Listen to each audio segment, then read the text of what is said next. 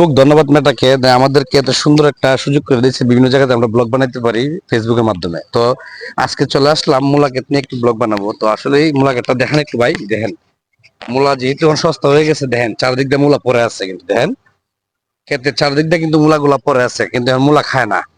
যখন মূলাগুলা প্রথম কৃষকরা করে, তখন কিন্তু এই মূলাগুলার দাম প্রচুর পরিমাণ থাকে বাজারে।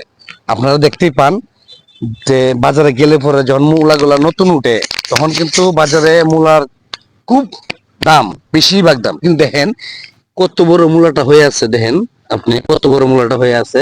হ্যাঁ, কিন্তু মূলাটা কেউ খায় না। দেখেন মূলা ক্ষেতটা কত সুন্দর আছে, এখনো কিন্তু ক্ষেতে মূলা আছে, কিন্তু এই মূলা কিন্তু আর কেউ খাচ্ছে না।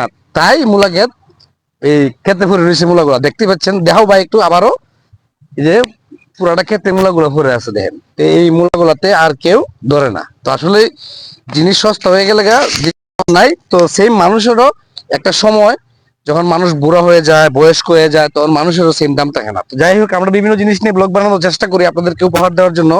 তো আজকে এখানে চলে আসলাম মূলা ক্ষেত, আপনাদেরকে ব্লগ দেখাইতেছি বা মূলা ক্ষেত গুলা কেমন হয়, কত সুন্দর মূলা ক্ষেত গুলা।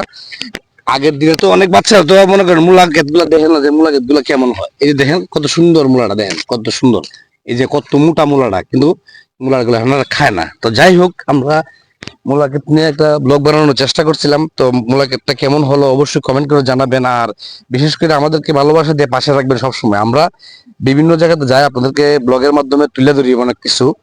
তো আমাদেরকে আসলে ভালোবাসা দিয়ে পাশে রাখবেন, হয়তো আমরাও ভালোবাসা দিয়ে আপনাদেরকে পাশে রাখবো। তো সেই জন্য মূলা ক্ষেত নিয়ে আজকে যে ব্লগটা করলাম, আমার কাছে মূলা ক্ষেতটা খুব, মূলা ক্ষেতটা আজকে আমার কাছে খুবই সুন্দর।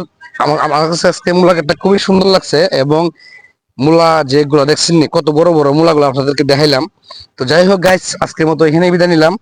আবারও দেখা হবে।